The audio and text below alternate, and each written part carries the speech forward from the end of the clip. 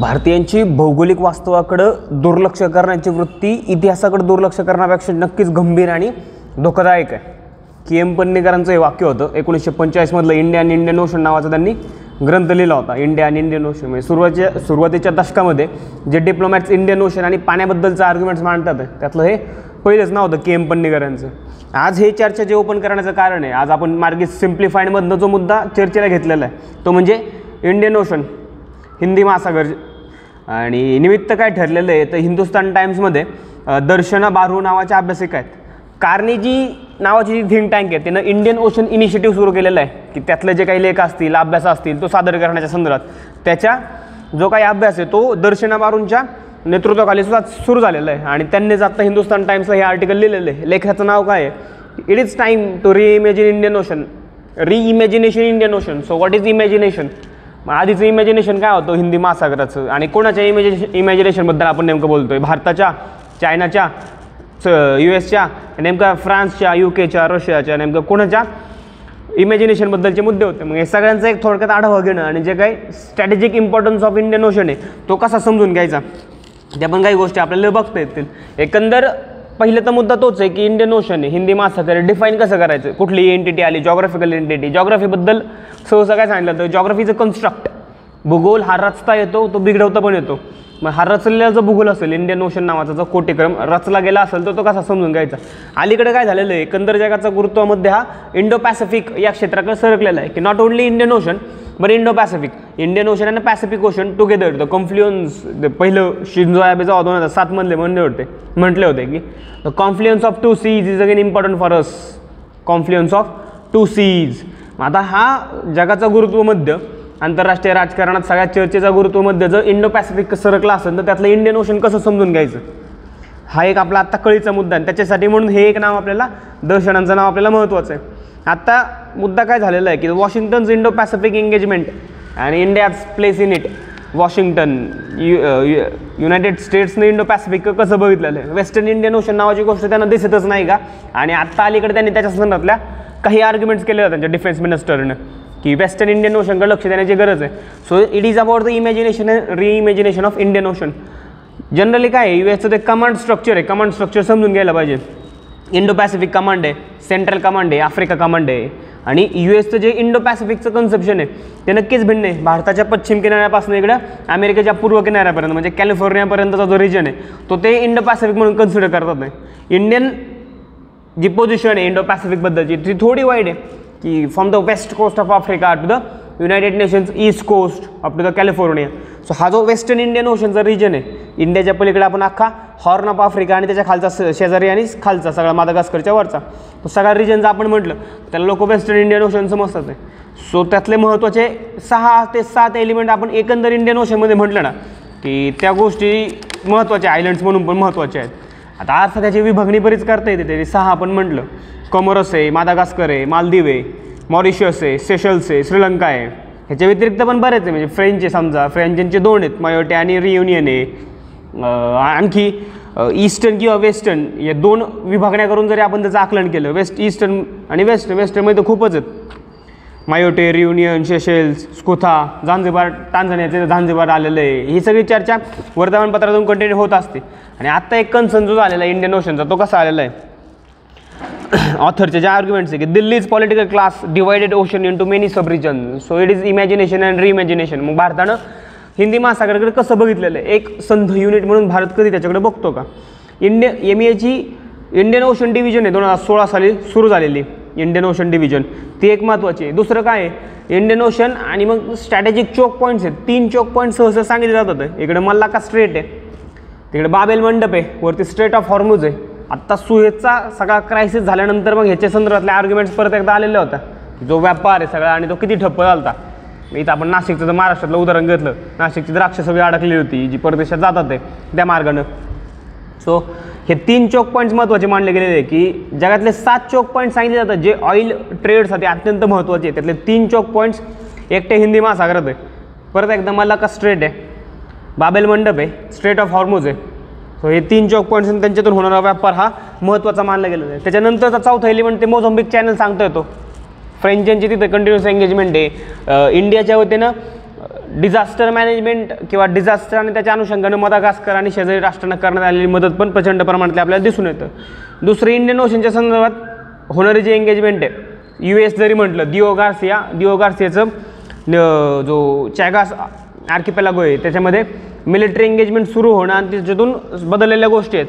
So USची एक engagement आहे, त्यातली आपण अडचण आत्ता बघितली की first fleet in the Indian ocean आहे. भारतीय हिंदी महासागराचा विचार करताना पहिली जी त्यांची नेव्हल फ्लीट आहे ती आत्ताशी कुठेतरी उभी राहते. याच्यापूर्वी तसा त्यांनी विचार केलेला नाही आहे. सो ती एक गोष्ट इथं आपल्याला महत्त्वाची ठरते. सो USच्या एंगेजमेंटबद्दल अजून कुठल्या गोष्टी आपल्याला येतात ते पण आपण पुढं पाहूयात. दुसरं काय सांगितलं जातं आहे की जो मेजर प्लेयर आता आलेला आहे, the biggest player in the history of the world has arrived, China. म्हणजे चायनाची इंडियन ओशनमधली एंगेजमेंट आहे. तर सुरुवातीपासून की आत्ता मध्ये आयसोलेशनचा पिरियड आहे चायनाचा. त्याच्या आधी जनरल झँग होते, झँगचे ॲडमिरल झँग होते. तर ॲडमिरल झँगचे इंडियन ओशनमधले बरेच आधीचे इनिशिएटिव्ह राहिलेले आहेत. जसं आत्तामध्ये नंतर आयसोलेशनमध्ये गेले क्विंग डायनेस्टीच्या काळात, आणि नंतर आत्ता चायनाची एंगेजमेंट प्रचंड मोठ्या प्रमाणातले होते. चायनाच्या एंगेजमेंटबद्दल बऱ्याच गोष्टी आहेत. उदाहरणार्थ की लार्जेस्ट जिओपॉलिटिकल चॅलेंज आहे, विजय गोखलेंनी त्या संदर्भात लिहिलं होतं चायना इन इंडियन ओशन. किंवा आत्ता लडाखचा क्रायसिस झाल्यानंतर पण लोक लिहित होते की नेक्स्ट फ्रंटियर जे काय असणार आहे ते हिमालय सोडून द्या, पाणी बघा. नितीन पैनसारख्या वास्तववादी अभ्यासाकडे तेव्हाच म्हणले होते की हिमालयाच्या प्रश्नांची उत्तर तुम्हाला पाण्यात मिळतील. पाण्याचा जो डिस्कोर्स आहे, आपला मॅरिटाईम सिल्क रोड आहे चायनाचा, बेल्ट अँड रोड इनिशिएटिव्ह, आणि त्याचा एक भाग म्हणून उभा राहणारा मॅरिटाईम सिल्क रोड आहे. त्याच्यातून स्ट्रिंग ऑफ पोल्स नावाची गोष्ट पुढे आलेली आहे. आपल्याला मेन्सला स्ट्रिंग ऑफ पोल्स उभारून झालेलं आहे. मग इंडियाने काय काउंटर केलेलं आहे, स्पाईस आणि कॉटन हे दोन ट्रेड त्यांचे मार्ग रिवाईव्ह करण्याचा इंडियाचा प्रयत्न आहे. सो हाऊ टू काउंटर, दर्शना बारोंनी त्याच्या संदर्भात पण कंटिन्युअस लिहिलेलं आहे. दुसरं ड्युअल यूज ऑफ पोर्ट, चायनाच्या संदर्भात ड्युअल यूज ऑफ पोर्ट, समजा हंबनटोटा घेतलेलं आहे. इकॉनॉमिक आहे मान्य, पण त्याचा मिलिटरी वापर जो होणं. So dual use of port is again Chinese strategy. आता हे इन सर्कल स्ट्रिंग ऑफ पोल्सचा आत्ता मुद्दा आलेला होता. म्हणजे सगळं इन सर्कलमेंट होतं आहे का, तो चायनीज थिंकिंगचाच एक भाग आहे. ती विची नावाची गेम सांगितली होती, ज्याला गो असं इंग्रजीचं व्हर्जन म्हटलं जातं. ते गेम आहे, चेसपेक्षा लोकांनी चेसचं आणि त्या विचीचं कंपॅरिझन केलं होतं. विची म्हणजे मग ते इन सर्कलमेंट असं गुंडाळून घेण्यातच ते धोरणात्मक यश मानलं जातं का. दुसरं काय, चायनाचा वॉरशिप बिल्डिंग प्रोग्राम आहे.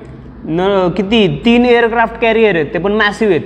US नंतर तितकी ताकद पण कोणाची राहिलेली नाही. किंवा सिप्रीचे रिसेंट अहवाल जर आपण बघितले तर डिफेन्सच्या बाबतीत चायना जी काही एंगेजमेंट करतोय ती पण प्रचंड आहे. बर्टिन लिटर नावाचे अभ्यासक आहे, त्याने लिहिलेलं आहे the costliest spur Indian Ocean region हा नेक्स्ट पॉईंट ऑफ कंटिन्युएशन असणार आहे का इंडिया चायनासाठी. म्हणून पण इंडियन ओशन महत्त्वाचं आहे. So Indian needs to know the strategic importance of the ocean. व्यापाराच्या संदर्भात काय सांगितलं जातं, 80% जगातला व्यापार तिथून होतो ना, पण 40% हॉर्मुजचा पकडला, 35 मल्लाकाच्या मार्फत होणार आहे, आणि जवळच 5 ते 8% हे बाबेल मंडप बंद होते. इंडियाच्या संदर्भातले पण आर्ग्युमेंट्स आपल्याला याच धर्तीवरती करता येतात. उदाहरणार्थ की 68% इंडियन व्हॅल्यू आहे, बाय व्हॅल्यू ट्रेड जो होतो इंडियाचा तो इंडियन ओशनच्या माध्यमातून होणार आहे. 95% व्हॉल्यूमच्या अनुषंगाने होणारा ट्रेड हा इंडियन ओशनमधनं होणार आहे. त्याच्यामुळं ते एक महत्त्वाची अशी गोष्ट राहिलेली. आता रिसेंट डेव्हलपमेंट कुठलं आहे की सुदानमध्ये रशियाचा नेव्हल बेस निर्माण होणं ही एक आत्ता महत्त्वाची गोष्ट आहे.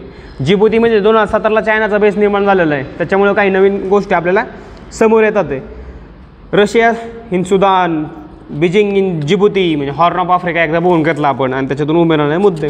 सो परत एकदा हाच मुद्दा निर्माण होतो की इंडियन ओशनकडं कसं बघायचं. चायनाच्या मॅरिटाईम सिल्क रोडची दर्शना यांनी चर्चा केलेली होती, आणि एंडिंग त्यांची जी येते की इंडियाचं reorientation towards maritime domain is not easy. आता हा इंडियन फॉरेन पॉलिसीमधला एक लोक डिबेट म्हणून पाहतात की लँड विरुद्ध वॉटर, लँड वर्सेस वॉटर. त्याच्याविषयी जे स्ट्रॅटेजिक थिंकर आहे त्याच्याविषयी पण बरेच, समजा आल्फ्रेड महन आहेत, हार्टफोर्ड मॅकिंडर आहेत. महन विरुद्ध मॅकिंडर असं एक कन्सेप्शन इंडियन फॉरेन पॉलिसीच्या अलीकडच्या रायटिंगमध्ये आपल्याला दिसून येतं. सो कॉन्टिनेंट वर्सेस मॅरिटाईम हा एक रिसेंट डिलेमा आहे, आणि वॉटर, पाणी हा एक महत्त्वाचा कन्सर्न आहे. आणि ह्यातला स्टेक होल्डर्स पण बघायला पाहिजेत. स्टेक होल्डर्स कुठले, इंडियन गव्हर्नमेंट आपण म्हटलं तरी नेव्हीचं एक महत्त्वाची भूमिका नेहमीच राहिलेली आहे. स्वतःच्या काही डिमांड्स आहेत की अंदमान निकोबारच्या संदर्भात त्यांनी काही इनिशिएटिव्ह घेतले होते किंवा त्याच्या आर्ग्युमेंट्स आलेल्या होत्या. कोको आयलंडच्या वेळेचा वाद झालेला आहे जे म्यानमारला आपण दिलं होतं.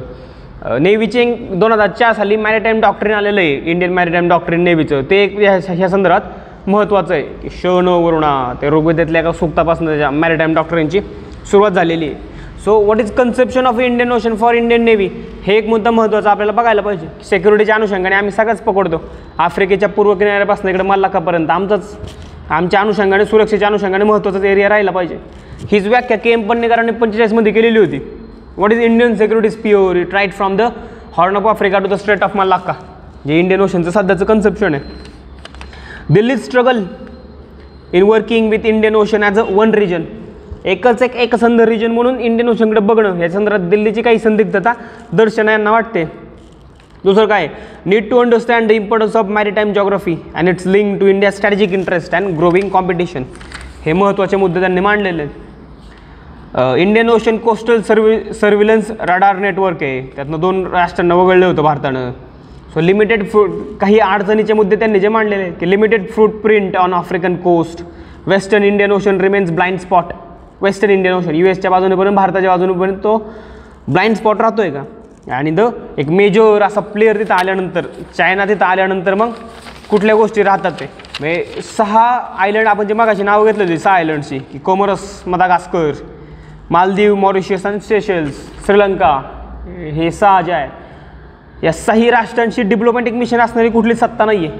अपवाद फक्त चायनाचा आहे, फ्रान्स पण नाही आहे. फ्रान्सची पण कंटिन्युअस एंगेजमेंट इंडियन ओशनमध्ये, UKची आहे, US आत्ता होते किंवा USच्या आधीपासून होती. 45-55ला सुएज क्रायसिस झाला आणि ब्रिटन बाहेर पडलं इंडियन ओशनच्या डिस्कोर्समधनं की ॲज अ सिक्युरिटी प्रोव्हायडर. नंतर USचा रोल राहिला होता, दिओ गार्सिया आलं आणि साऊथ एशिया नावाचं कन्सेप्शन साकार झालं. मग इंडियन ओशनकडं भारतानं कसं आता बघितलं पाहिजे. लोक काय म्हणतात की मग इंडियन ओशन ॲज इंडियाचं ओशन होईल का तो, एकेकाळचा जसा तो ब्रिटिश लेक होता तसा इंडियाच्या बाजूने तसं तेवढं एंगेजमेंट होईल का. मग सो नेव्हीच्या डिमांड पण आपल्याला ह्या अनुषंगाने बघायला लागणार आहे. कॅपॅसिटीचे मुद्दे आहेत, ह्याचे पेपरमधनं पण ह्याची चर्चा चाललेली होती की दिल्लीवरनं पाणी कितपत काढणार आहे. तुम्हाला विशाखापट्टणमला एखादं MAचं सेंटर स्थापन मग पाण्याकडे बघता येईल का. सो पाणी हा लार्जर कन्सर्न इंडियन फॉरेन पॉलिसीमधला, land versus water, maritime versus continental debate. इथं जरी आपण म्हटलं, आपले जरी महाराष्ट्राचं असल्या कारणानं आपण काही गोष्टी आपण समजा आणल्या की कान्होजी आंग्रे आणि कान्होजी आंग्रेंचं स्वतःचा आरमार आहे. त्याच्यापूर्वी रामचंद्र पंत आमत त्यांनी आज्ञापत्र लिहिली होती. आज्ञापत्रामध्ये पण आरमाराच्या आर्ग्युमेंट्स आलेल्या होत्या की जास्त अश्वबल त्याची पृथ्वी प्रजा आहे, जास्त आरमार त्याचा समुद्र, म्हणून आरमार अवश्यमेव करावं. आरमार असेल तर सगळं समुद्र आहे. मग इथं नेव्हीच्या सगळ्या क्षमता, नेव्हीचं पण कॅटेगरायझेशन केलं जातं की ब्ल्यू वॉटर नेव्ही का ब्राऊन वॉटर नेव्ही. सो ही एक डिटेल आपल्याला या निमित्तानं पाहणं गरजेचं ठरतं. सो एंडिंग काय केलेली आहे त्यांनी त्या आर्टिकलची की when China emerges as a strong competitor we need to reframe out mental maps and views the Indian Ocean as one continuous space and understand the regional dynamics better. एकंदर पुनर्विचार करण्याची गरज आहे आणि एकसंध भाग म्हणून इंडियन ओशनकडे बघणं याची गरज दर्शनावरून नोंदवतात आहे. इंडियन ओशनची याच्या पुढं पण काही ना काही चर्चा चालूच राहील. तशी चर्चा आली तर सिम्प्लिफाईडमधनं आपण परत एकदा आणखी डिटेल्ड अशा स्वरूपात की Indian Ocean as India's ocean ह्याची एक डिटेल अशी चर्चा आपल्याला करता येईल. तात्पुरतं सिम्प्लिफाईडमध्ये आपण थांबूयात. यानंतरचं सिम्प्लिफाईड याचप्रमाणे उद्या येणाऱ्या मुद्द्यांसह पुढं कंटिन्यू राहील. धन्यवाद.